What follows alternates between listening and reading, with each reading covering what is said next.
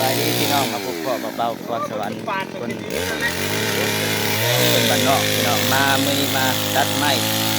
กับพวกเขา2 คนเนาะตัดไม้เข้าทาง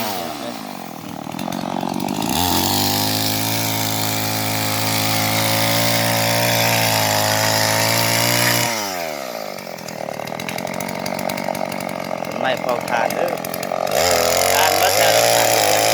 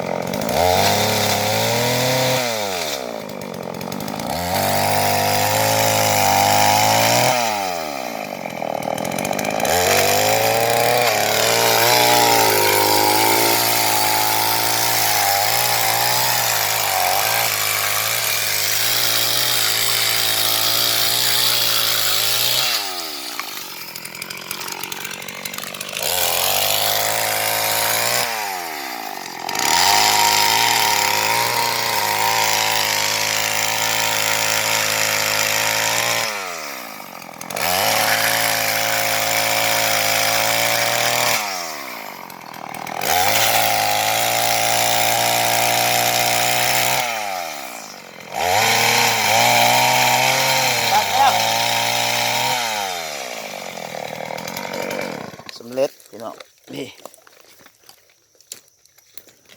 ลำยาวเติบพี่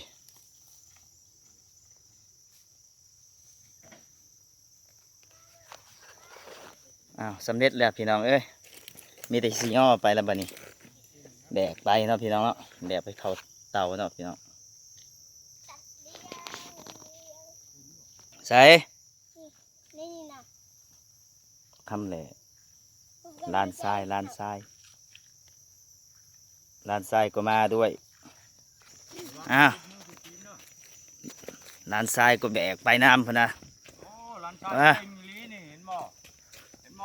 ลานทรายก็เอาไปเนาะพี่น้องเนาะนี่กำลังสิย่อไปเตาเพิ่นได้นักบ่ครับนักโอ้นั่นเตาของพวกเรา2 ลำมันก็เข้าได้แล้วพี่น้องเลย2 ต้นนี่ก็ได้พอแล้วนี่เตาของพวกเรานี่ได้อยู่ประมาณ5-6 สอบนี่แหละ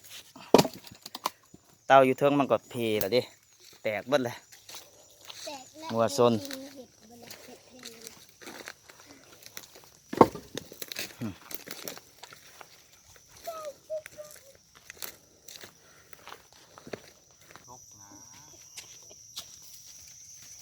ตกคันมันตกเดี๋ยวบางคนเห็นเรือช่องหน่วยถ้าชักเพราะว่าบุรีอุดตัวชักยังใช้ได้ตัวช่องอันนี่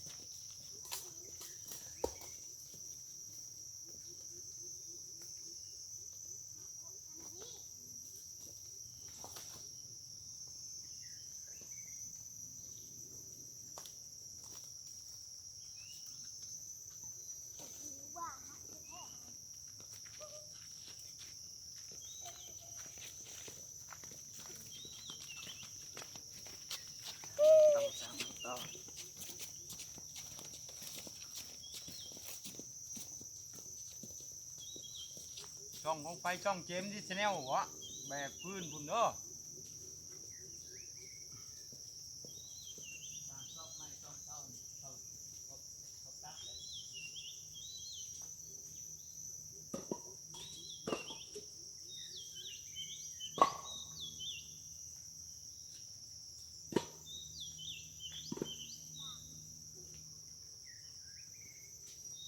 บ้านจะเอาน้อยๆปุ๊บเอาอยู่ป้ายนะปุ๊บ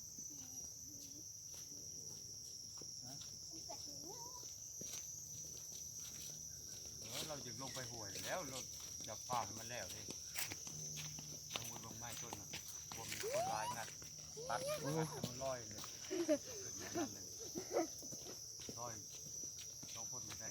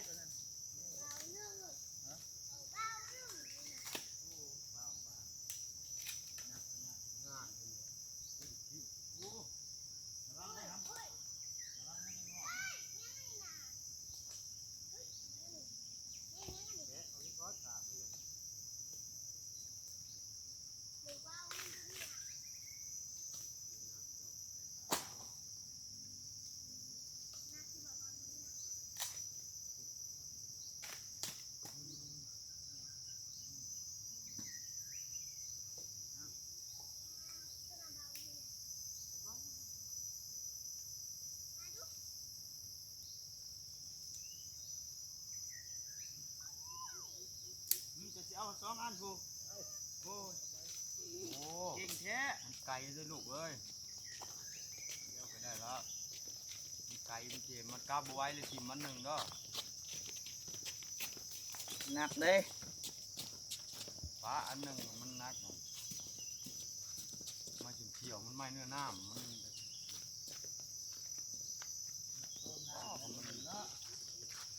ใช่ถึงงามเลยเรื่องเรื่องทนในหน้าจะบุตร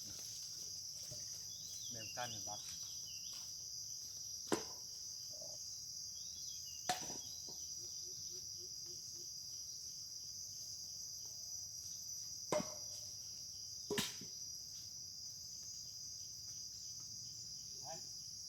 เพื่อนหมดเลยเราบอกให้เอาตัวนี้น้อย ที่นี่นั่งรอ จังได้กล้าม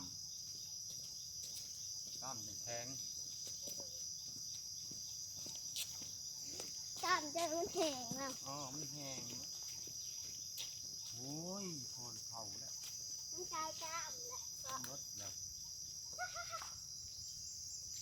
เบิ่งแม่ตัวยังให้อ้วนเว้นหมูกินเข่านี่กินร้านกูหมูเว้นตุ้ยมันรถต้มอยู่นี่เลี้ยงเก่งกระดาให้มันเข่ามันจังอีนะเว้นตุ้ยเก่านะ พวกเรียกแบบนี้